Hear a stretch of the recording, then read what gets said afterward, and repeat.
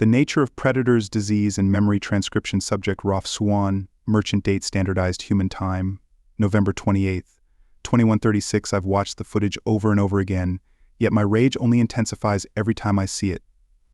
Noah's speech to the Federation, the subsequent Kautilya assault on Earth, the human homeworld, what little footage of the fight in space that took place, the bombings, the memorial, and finally Solon exposing the horrible, manipulative, and underhanded tactics the Federation had employed for centuries. Rage, I felt rage. I've always been quick to anger, impulsive my brothers called me, but I managed to bottle up that anger deep within me, to never show it, never let anyone suspect I felt such strong emotions.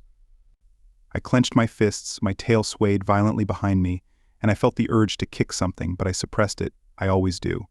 What other option do I have? Almost the entirety of my left side is scarred by the all-consuming fire the damnable exterminators love to use. An accident, they called it, but I couldn't help but wonder if it had been an accident or if that exterminator suspected my condition. I flared my nostrils in exasperation. Of course she didn't know. No one knew. Not even my parents or siblings knew. I would be dead if they knew I suffered from predator disease. As I watched the bombs fall over a human city yet again, my anger returned. I always knew I was different from the rest of the herd, my species in the alley. Predators are a rare sight in the home world, but they exist. One day during a school day back, when I was studying to become a merchant, just like my mother, I stumbled across a small predator we call chemish, meaning pest. It was eating the carcass of an equally small reptile without a care in the world. Instead of being horrified by the little predator, I was fascinated by it, how it chewed on the meat of the prey reptile, how its beady eyes and small sharp fangs ripped apart the flesh and skin, desperately trying to ingest as much of the revolting meat into its tiny mouth as possible. I could easily pick one up with my forelegs. They are as small as a sieve kit minus the tail, not a difficult thing to do. The smell of the blood reached my nose, but I didn't find it nearly as disgusting as the propaganda led me to believe, a light metallic fragrance like a distinct yet unpleasant perfume the Harchin loved to use. I made a mistake. I must admit I took a step forward and it heard me. I saw its forward-facing eyes, its muzzle dripping with blood, and its ears flopping agitatedly. It turned away, bit on its meal, and scampered away into the bushes. I never felt an ounce of fear at all. Discomfort, sure, but never fear. I was even disappointed that I couldn't see the chemish anymore. It was truly fascinating to behold. Religion was never for me. I always thought that the preachings were well preachy. That day I knew they were nothing but a fat load of maic waste. What was so horrible about the chemish fighting to survive? Where was the evil monster with an insatiable lust for blood? It wasn't an archer, it was simply a small animal doing what its instincts told it to do. Of course things went awry. Another one saw the blood, screamed, and the exterminators were called to the scene. I tried to find the chemish to shoo it away or distract the exterminators long enough to let it escape. What I got instead was a dumbass exterminator flinching at my approach before dousing my left side with a healthy amount of fire that left me scarred for life. Experiencing just a fragment of what the predators felt like when they were set ablaze by the exterminator officers was not a pleasant experience. I'm not ashamed to admit I cried like a newborn until the pain made me pass out. Of course charges were pressed, but since I was obstructing official operations, it was my fault for being there in the first place. But I wasn't mad the chemish was never found, and my town was on high alert for over a month. I laughed internally at their pathetic fear, for that's what it was, pathetic. A chemish wasn't even that dangerous looking. Sure, it may be able to get a few scraps, but any Suon could easily punch it, kick it, or ram it without any effort. That encounter led me into what humans call a rabbit hole. Although I have no idea what a rabbit is, the concept is indeed relatable. I began investigating the chemish, only to find next to no information about them. In fact, the information we had regarding native predators devolved to a warning label that always said dangerous, what to do if spotted, and if they had been exterminated, or not. The only exception were those that could use poison, adding a fourth label. That was it. Curiosity struck me, and I began searching for information about predators in other Federation worlds. The same result came through. Even after I graduated and began working, I kept on searching, trying to find at first actual useful information about any predator whatsoever. But then I started to investigate why the system of classification was so lackluster and unilateral. What clued me in that I wasn't normal, aside from my interaction with that chemish and my research, was the fact that I never found a single picture of a predator as repulsive or frightening. My second clue came when some of my coworkers invited me to celebrate the confirmed extinction of a predator species on the Zuran homeworld. Every time a predator was declared officially extinct, it was announced and broadcasted through Federation space as a great achievement. I swear I nearly jumped on the idiots celebrating the death of an entire species just like that.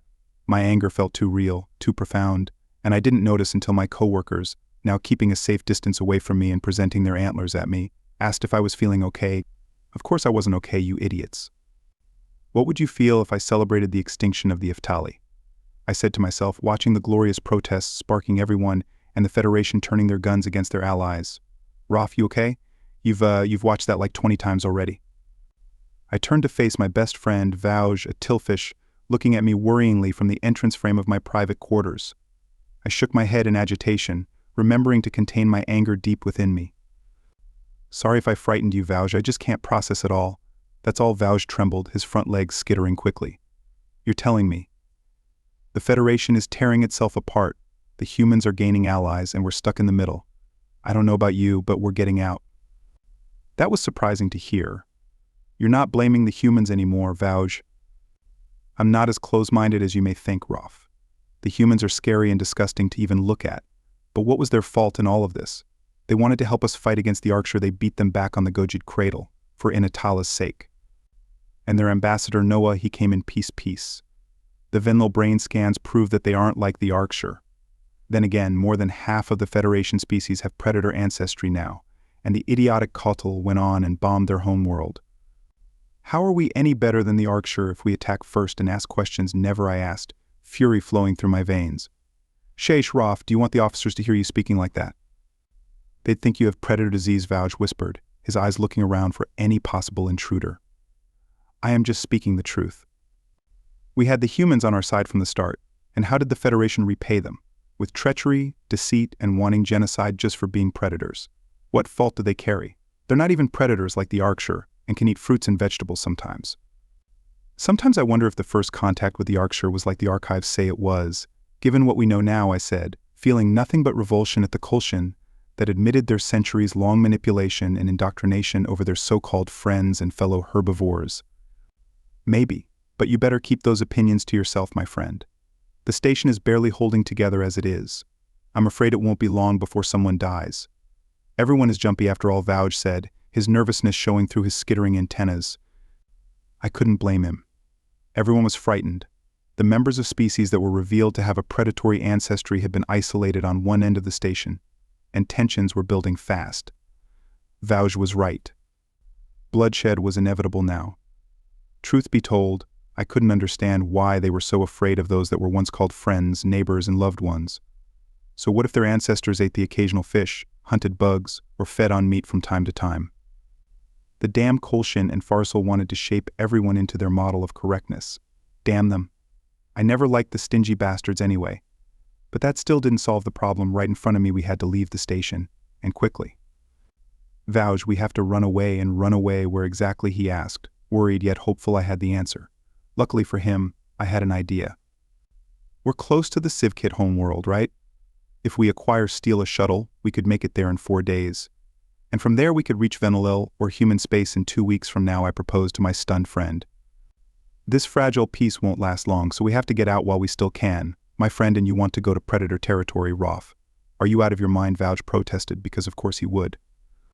Tillfish were skittish by nature, though Vouge was a bit more composed than the rest of his people. Why not? I tilted my head, trying my best to smile as the humans do. Ah, their smile so odd, so strange, yet so fascinating. I lacked the facial muscles to smile like them, but the result was hopefully good enough to give them a good impression. Truth be told, since I first saw a human without their masks, I immediately thought, is that it? I always heard they were terrifying to look at, but they were no different from the Chemish I encountered so long ago. Ha, please don't do that. You look like a human. Have you seen the videos of them snarling and growling? He protested. It's called a smile, and it is a friendly gesture. Also, those noises they make are called laughter and chuckling. You should read more about them, they're fascinating. I'll take your word for it. So what do we do now? Vouge asked, concerned. Let's pack up and meet at the landing bay past curfew. Acquiring a shuttle was surprisingly easy. No guards were present, all systems were operational, fuel tanks were full, and the credentials for launch were correct. All in all, It was a lot less climactic than I thought it would be. We have rations to last us over a month. We should be fine unless an Arcture patrol kills us or captures us, Vouge said as he sat in the co-pilot seat. Roth, do you really think it's a good idea to go to the humans? I mean, what if they, get hungry? Then they will eat, simple as that, I stated matter-of-factly. They've proven they can be trusted over and over again. We don't need to fear them, Vouge. And honestly, with how things are going, I think they may be our best bet for survival. You're taking this way too calmly, Roth, Vouge skittered about in exasperation. What other option do we have? Besides, maybe I'll finally feel normal for once in my life among them, my friend, I said, smiling again. Inatala, give me strength. I do not know what the future has for me. All I know is that perhaps I can be myself amongst the humans, amongst predators. Maybe I can learn more about them, about their world, their predators and prey, and more. Who knows? Maybe I'll try to see if meat is truly as revolting tasting as I imagine it to be.